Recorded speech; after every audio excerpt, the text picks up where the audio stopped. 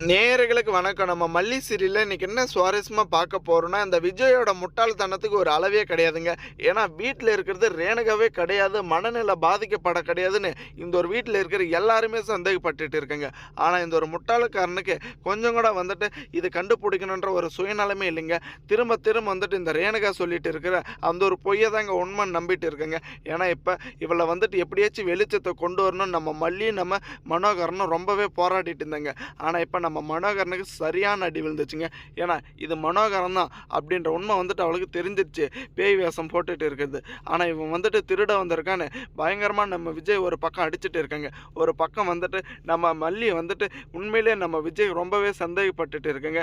இவ வந்துட்டு உனக்கு பாரமா இருக்கலாம் மல்லி. இவ மனநிலை பாதிக்கப்பட்டு இருக்கிற ஒரு நிலைமையில அவளை நீ செக் பண்றேன்னு சொல்லிட்டு ரொம்பவே கேவலமா ட்ரீட் பண்ணிட்டு இருக்கு. இதுக்கெல்லாம் வந்துட்டு ஒரு எல்லையே இல்லையா அப்படின்ற மாதிரி. ஆனா கூடிய சீக்கிரத்துல இவளோட சுயரூபம் வந்துட்டு வெளிச்சத்துக்கு வந்த அப்புறம் தாங்க தெரியும் இவ வந்துட்டு யார் என்னன்னு. ஏன்னா ஆரம்பத்தில் நம்ம அன்னபுண்ணியமுக்கு பயங்கர கோவம் வருது.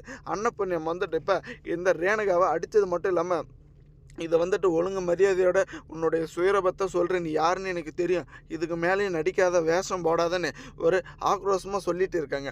ஆனால் இவ வந்துட்டு உடனே விஜய் வந்ததும், விஜய் நான் வந்துட்டு பைத்தியமா, என்னை வந்துட்டு எல்லாருமே கொடுமை பண்ணுறாங்க, எல்லாருமே அடிக்கிறாங்க, நான் வந்துட்டு அந்த காளி அண்ணாக்கிட்டே போகிறேன், அவங்க வந்துட்டு என்ன ரொம்பவே நல்லா பார்த்துட்டு இருந்தாங்க, நீங்கள் எல்லாருமே வந்துட்டு என்ன கொடுமை பண்ணுறீங்க அப்படின்ற மாதிரி ஒரு போலியான கண்ணீரோட வந்துட்டு இவ இப்படி பேசுகிறா.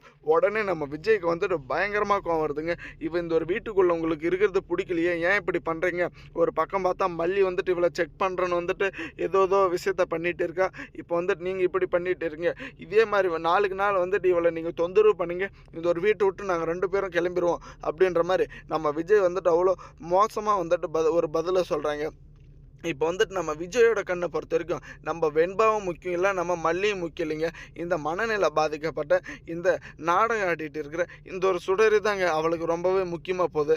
ஏன்னா தப்பு பண்ணவன் யாராக இருந்தாலும் அதுக்கான தண்டனை வந்துட்டு அனுபவிச்சு தான் தரணும். ஆனால் ஒரு பொய் வேஷத்தை போட்டுக்கிட்டு இவ்வளோ கீழ்த்தரமாக வந்துட்டு எல்லாரும் மத்தியில் நடிச்சுக்கிட்டு இப்போ அந்த ஒரு பணத்துக்காக, அந்த ஒரு டெண்டர், அந்த ஒரு டாக்குமெண்ட்டுக்காக ரொம்பவே கேவலமான காரியத்தில் ஈடுபட்டுட்டு இருக்காங்க. கண்டிப்பாக இந்த ஒரு உண்மை மட்டும் நம்ம கதிரேசனுக்கு தெரிய வந்துச்சு. இவளை உண்டெல்லாம் ஆக்க போகிறது என்னமோ உண்மைதாங்க. ஏன்னா இப்போவே வந்துட்டு ஒரு கட்டத்துக்கு மேலே நம்ம மல்லிக்கே சந்தேகம் வந்துடுச்சுங்க. மல்லிக்கு சந்தேகம் வந்த அந்த ஒரு காரணத்தினால நம்ம அன்னபூர்ணியமாக இதை கரெக்டாக செக் பண்ணி தின்னுன்னு ரொம்பவே ஒரு முடிவு எடுத்துட்டாங்க. கண்டிப்பாக வரப்போகிற எபிசோடில் நம்ம எதிர்பார்க்காத திருப்பமும் சுவாரஸ்யமாக நடக்க போகுது. இவ ரேணுகாவே கிடையாது, சுடரி தான். இவ உண்மையிலே மனநிலை பாதிக்கப்படலை. அப்படி இருந்தாலுமே வந்துட்டு உங்களை எல்லாருமே திட்டம் போட்டு ஏமாத்திருக்கா. இதுக்கு மேலே வந்துட்டு எதுக்குமே ஒரு நாடகம் ஆடாதீங்க அப்படின்ற உண்மையை வந்துட்டு கூடிய சீக்கிரத்தில் நம்ம விஜயோட மரமண்டைக்கு ஏற்ற போகிறாங்க.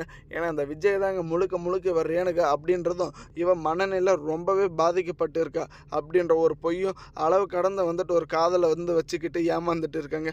கூடிய சீக்கிரத்தில் இதுக்கு எல்லாத்துக்குமே வந்துட்டு ஒரு முடிவு தெரிய வருங்க.